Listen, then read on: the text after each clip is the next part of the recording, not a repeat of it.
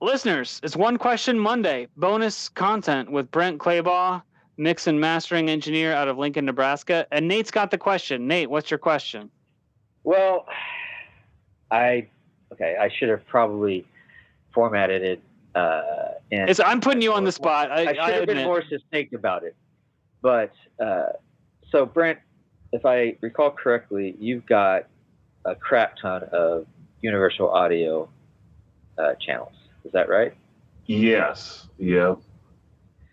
So I have a solo, which is 2 channels in, 2 channels out, that I am going to, I think, use for my main interface. But I've also got a Quantum, which is an 8 input, 8 output, and then Focusrite, which is also 8 in, 8 out. We got it connected ADAT. The solo is not ADAT, it's Thunderbolt, but I think I can create a what do you call it? What does Apple call that shit? Aggregate device. Yeah. I was just gonna say that. Yeah. Yep. That's where I thought you were going with it. Yeah. So, I'm still gonna just create as I create, but if once I'm kind of ready to record a certain part on a synth or something, I would like to record it through the UA, and then we talked about this earlier, a warm audio 2-bus for either like subgroup, submixes, or just a 2-track stereo mix back into the UA into the DAW.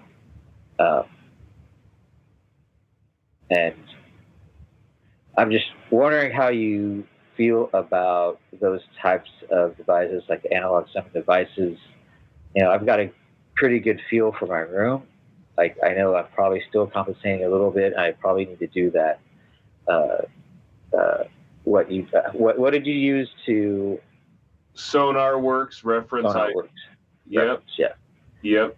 I probably need to do that.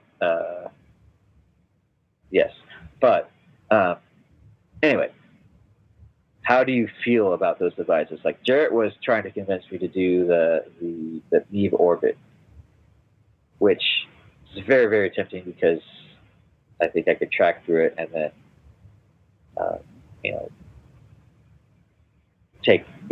use it as a kind of a summing 2-track.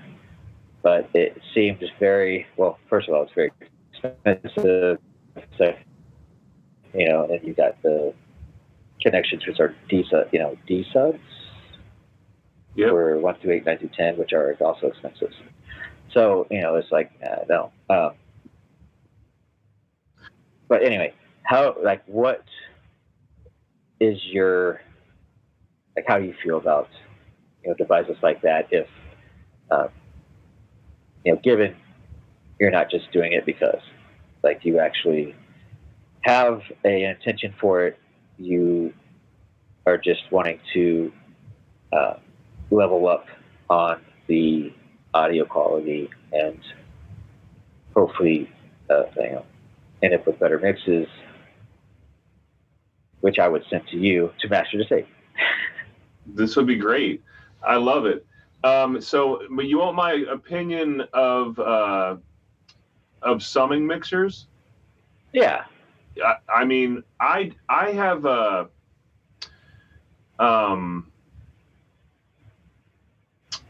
I have teetered on buying a number of summing mixers. I've looked at a ton of them. I think they all are very attractive. I think summing in general is a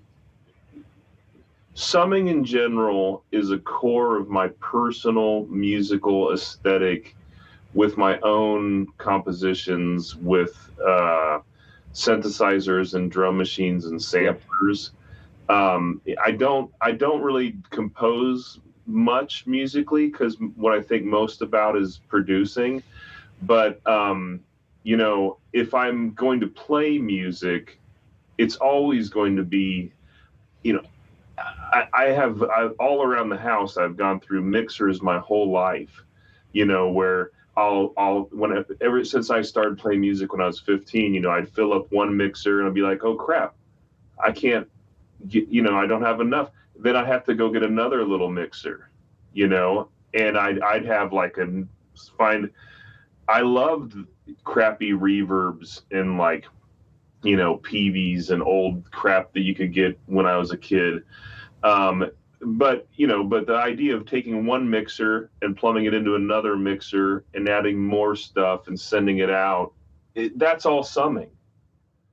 You know what I mean? And so, like, whenever I want to tear it up and have a good time with drum machines or samplers or something, it's always about plugging in multiple devices to multiple channels on a mixer.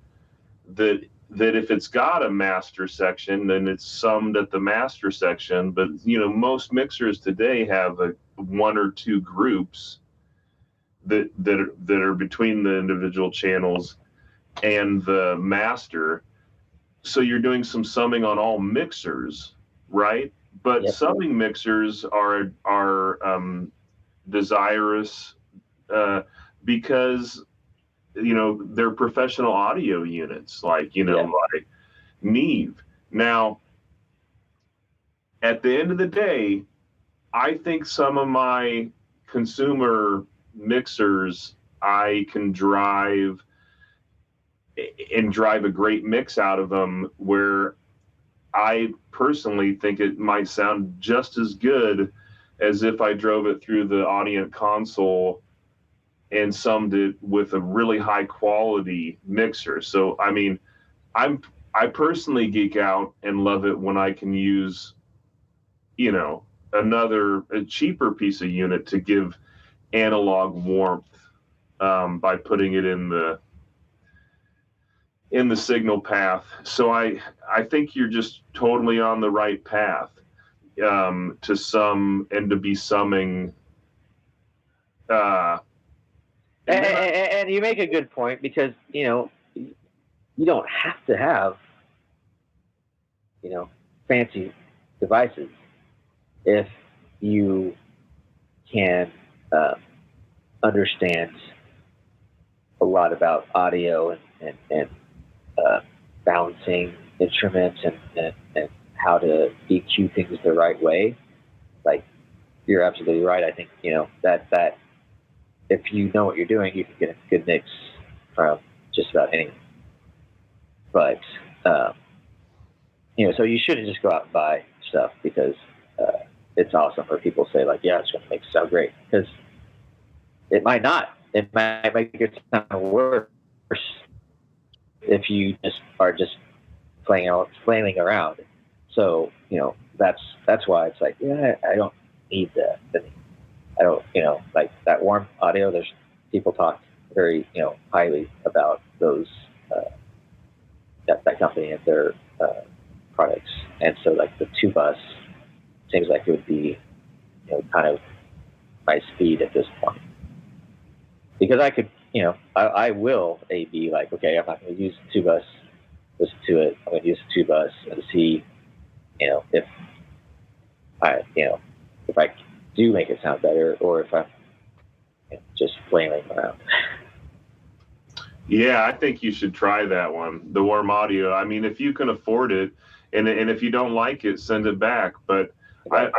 I think that's a really attractive unit, and the Neve one you mentioned, I'm not familiar with.